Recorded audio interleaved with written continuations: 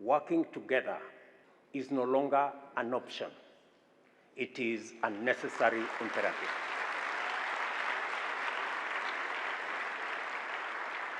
I agree with my brother that the choice is, are we going to float together or are we going to sink?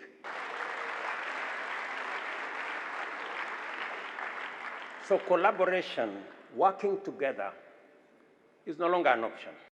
Our rulers partitioned our continent about 100 years ago. And they taught us two things using the borders. They taught us about tariffs, and they taught us about visas. Now,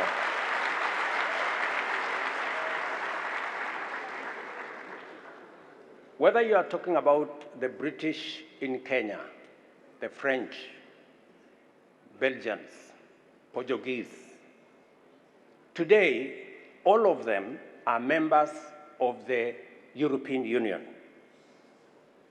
27 countries. They don't have tariffs.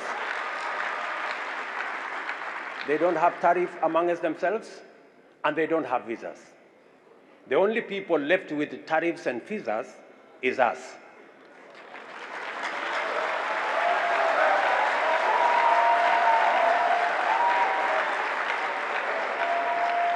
And because they saw the folly of tariffs on trade and removed tariff on trade amongst themselves, today in Europe, intra-European trade is at 70%, while intra-Africa trade is at 15%. Good people, it is the reason why we must accelerate the Africa Continental Free Trade Area.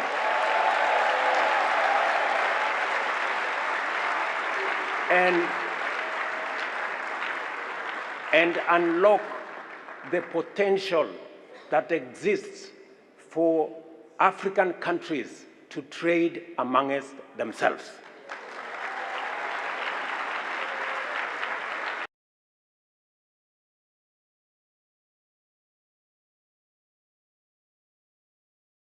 We have visa regulations left, right, and center. 27 countries in Europe today, with 430 million people, removed visas. We still have visas. Let me persuade us that it is time we in this continent realize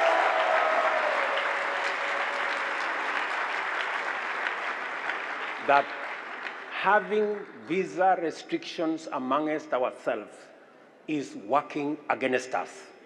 When people cannot travel,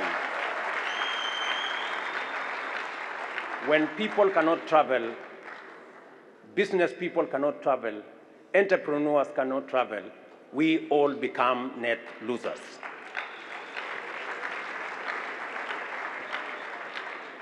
I am very happy that we are now moving in the direction of eliminating visas amongst ourselves. Let me say this. As Kenya, by the end of this year, no African will be required to have a visa to come to Kenya.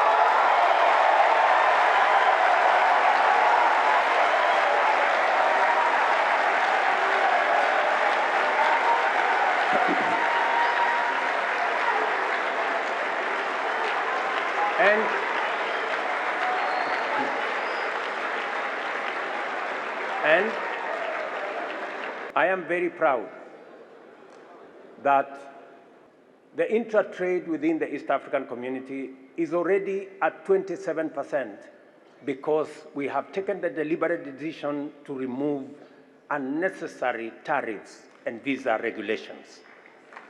I am also very happy that my father here, President Sassou Nguesso, when he came to Kenya, we agreed that there will be no visa requirement between the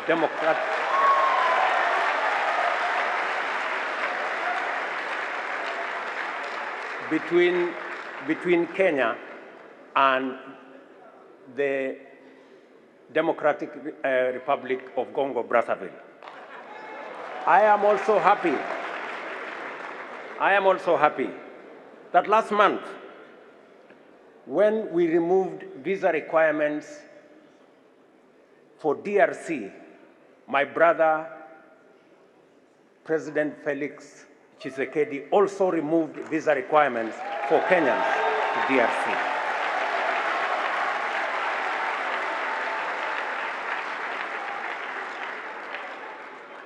Let me urge us that we need greater collaboration. Our children from this continent should not be locked in borders in Europe and also be locked in borders in Africa.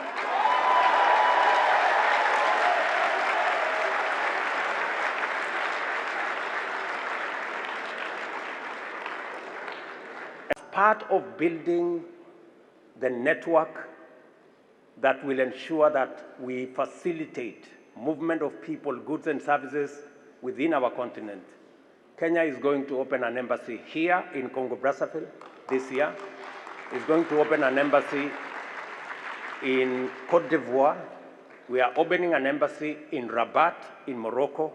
We are opening an embassy in Eritrea because it is time we realize the importance of trading amongst ourselves and allowing goods, services, people, ideas to move freely within our continent. And because of climate change, Africa this time round is not just a victim. In fact, Africa is not part of the problem. In fact, Africa is part of the solution.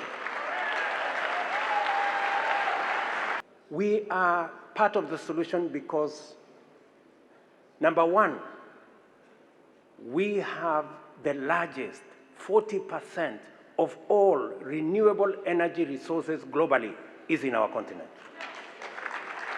We have 30% of all minerals resources globally, including the ones that are necessary and critical for the transition, for energy transition. Number three, we have 60% of the world's arable, uncultivated land, with smart agriculture, we can feed not just ourselves, but we can feed the globe. Number four, 25% of the world's population will be living here. We have the youngest population at the median age of 19. 40% of the world's workforce will be from this continent by 2100. And let me say this, we have the natural resources, including the carbon sinks, and therefore we are the continent that's going to provide the solution for climate change and the existential threat that the world faces. But we will not make progress unless we act in concert, unless we work together, unless we build the Africa Union as a fit-for-purpose vehicle to carry the aspirations of all our young people in this continent and everybody in this continent. It is important for us to join hands and build a global financial system and work together to reform the international financial architecture. We need new financing that is going to make the World Bank, the IMF, to give us concessional financing so that we don't have to pay 4 or 5 times more than others, a fair financial architecture that treats Africa like all other continents is not too much for us to ask. And therefore, it is very important that we work together in that space. And let me finalize by saying that includes the Pan-African payment and settlement system, which makes it possible for us in this continent to trade in our local currencies without having to look for this currency or that currency. Let me ask you, good people, what Afreximbank is doing to promote trade in our continent is something all of us leaders must support. I am saying this with a lot of passion because we have an opportunity of a lifetime to change the fortunes of our continent, of our people, and especially of our young people, using this challenge we have, which we must turn into an opportunity. We must support the Hinga Dam here in DRC because it can give power to 12 countries in our continent. Renewable energy. We must never and we must not continue to export our minerals raw. We must process all our minerals here in Africa. We cannot continue. It is the only way we can create jobs for our young people. It is the only way we can turn the potential of our resources into opportunity, and it's the only way we can commercialize all the activities that we have. Mr. President, we value the fact that you have given us a platform to discuss the most urgent, most important aspects of our continent here in Congo, Brazzaville. And we don't take this opportunity for granted. We want to say thank you very much for giving us this opportunity. And thank you very much to all who have come. Thank you very much. God bless you.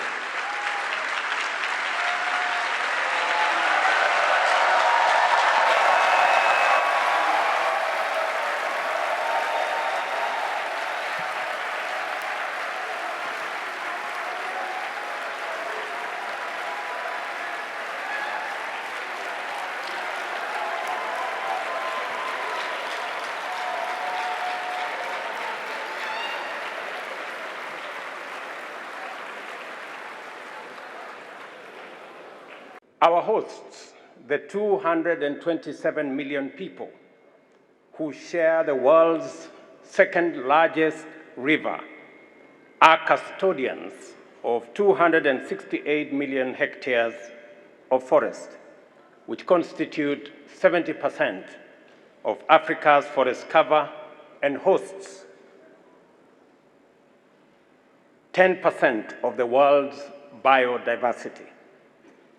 These nations and peoples are already making a major contribution to the vitality of our planet and the well-being of humanity. The 1.3 billion indigenous people from the 3 river basins, majority of whom are young, live in intimate proximity with 26% of the world's biodiversity and 1.4 billion hectares of forest, and 3 of the world's greatest rivers and river systems. These unique ecosystems are also our planet's lungs, which capture 1.2 billion tons of carbon dioxide from the atmosphere every year, saving lives on Earth from catastrophic global warming and the buildup of greenhouse gas emissions. I recognize the place, role, power, and potential of the 3 basin biodiversity ecosystems and tropical forests in defining the future of local, regional, and global efforts to manage the triple planetary crisis that confront humanity. They also have the potential to set humanity upon a new path of economic transformation through ecologically responsible production and consumption. Although this role has always been prominent, never has it been as clear and urgent as it is today. The Intergovernmental Panel on Climate Change has documented in its most recent consecutive reports that unless we take aggressive measures to protect our forests, the world will not be able to actualize the 1.5 degree centigrade target as agreed in Paris Summit, even if other efforts in transforming the economic and industrial systems of the developed countries are sustained. This cautionary indication reinforces the need to urgently reverse the obvious gross injustice. Although Africa has 40% of the world's renewable energy resources, the continent only received 2% of the 3 trillion renewable energy investments made over the past decade. That is the injustice I'm talking about. The trend is consistent across the global south, given that we host the 3 basins of biodiversity ecosystems and tropical forests.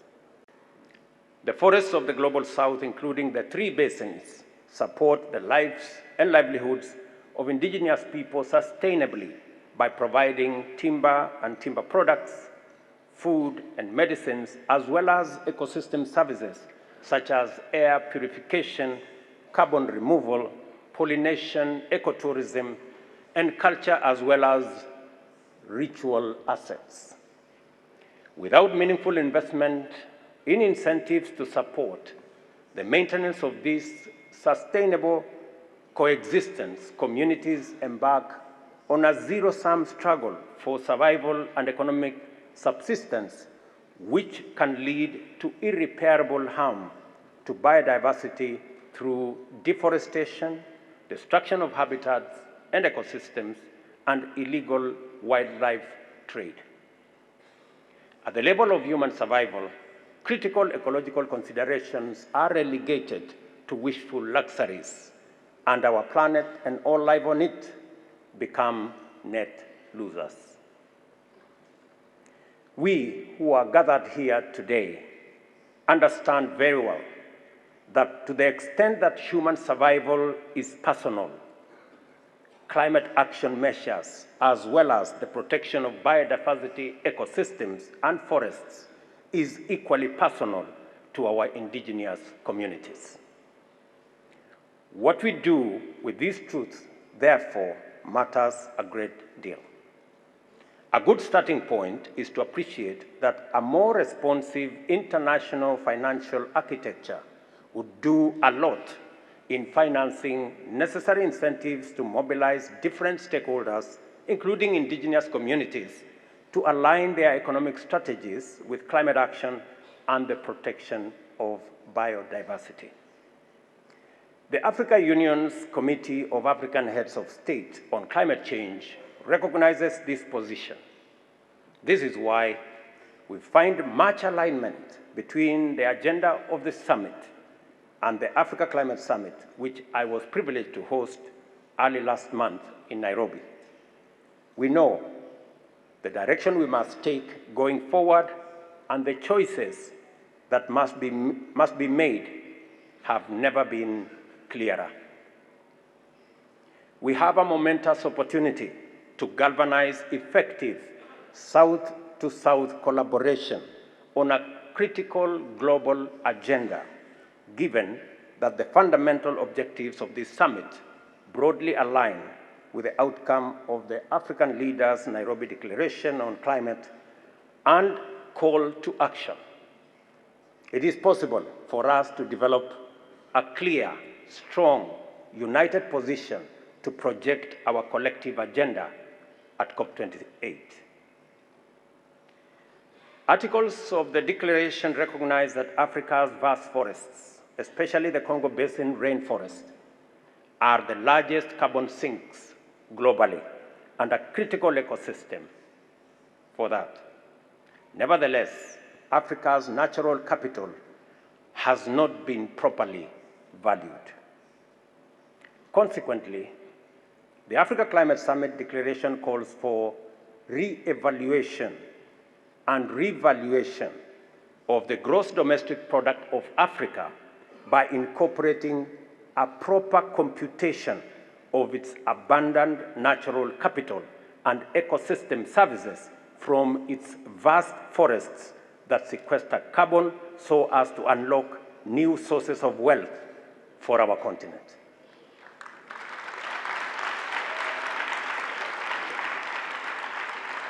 The declaration further emphasizes that the valuation framework should entail the use of natural resource accounting in the development of national accounting standards. African leaders, therefore, committed to strengthen actions to halt and reverse biodiversity loss, prevent deforestation, combat desertification, and restore degraded landscapes. This is expected to achieve land degradation neutrality, implement a global biodiversity framework, and enhance the integrity and efficacy of carbon markets. More encouragingly, there are signs that a new global coalition to transform multilateral climate action is not only feasible, it is actually an eminently practical proposition at this point.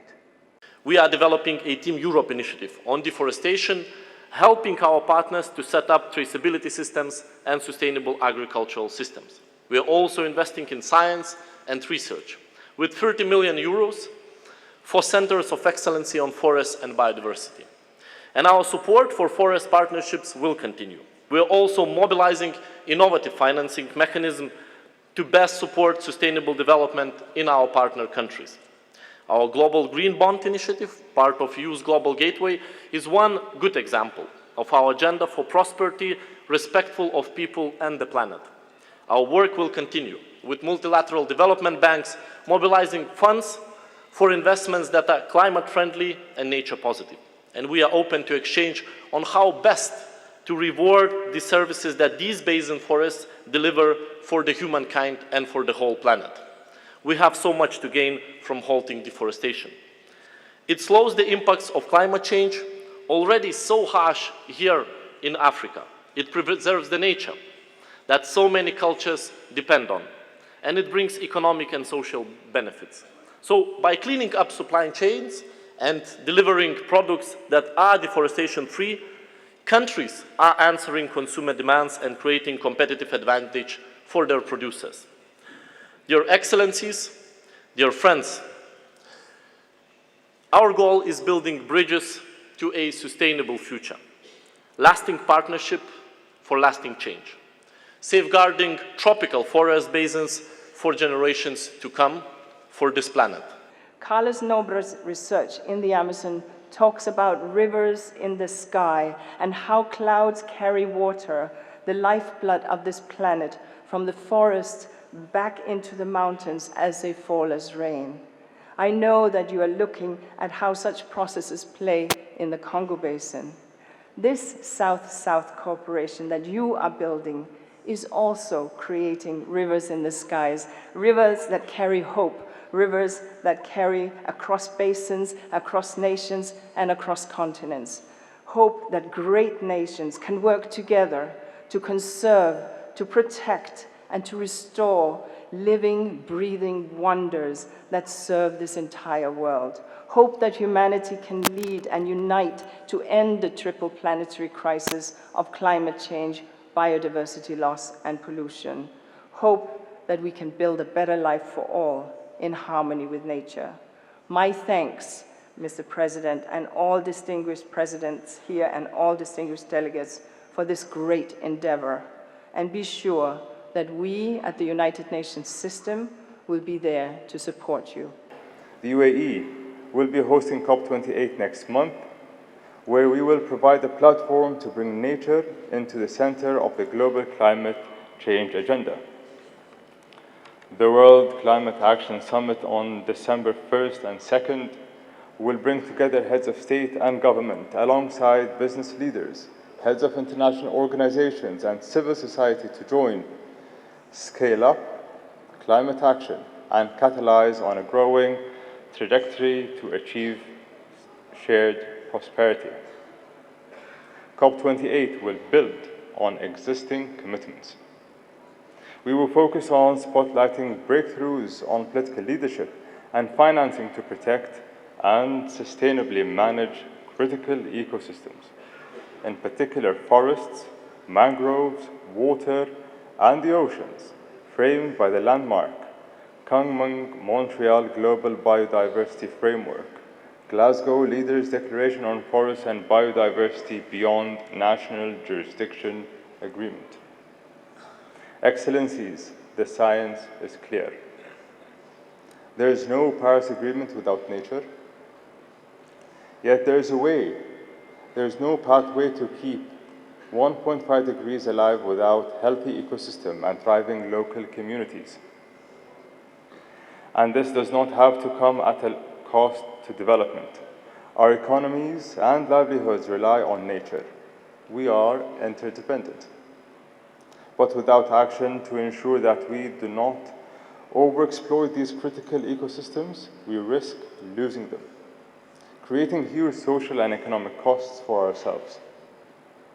But we all know this already, and this is why important commitments have been made.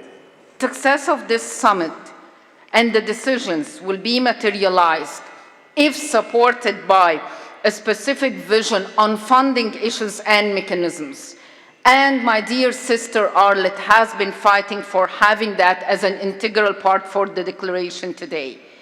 And we also collectively in COP27 made sure that the decision to reform the international financial system and the United Nations Specialized Agency and the MDB should be attained, and we look forward to that in COP28.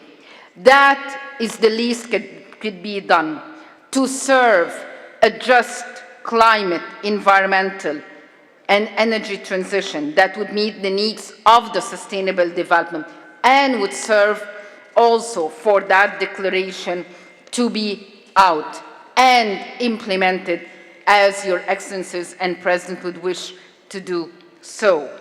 We look forward to the success of this summit. And again, I would like to convey the appreciation, the thanks, and the greeting of President Abdel Fattah el-Sisi, confirming that Egypt will not hesitate or delay to participate, assist, and support all steps that would serve development, prosperity, peace of all the people of the 3 continents, especially on Africa, and the whole world.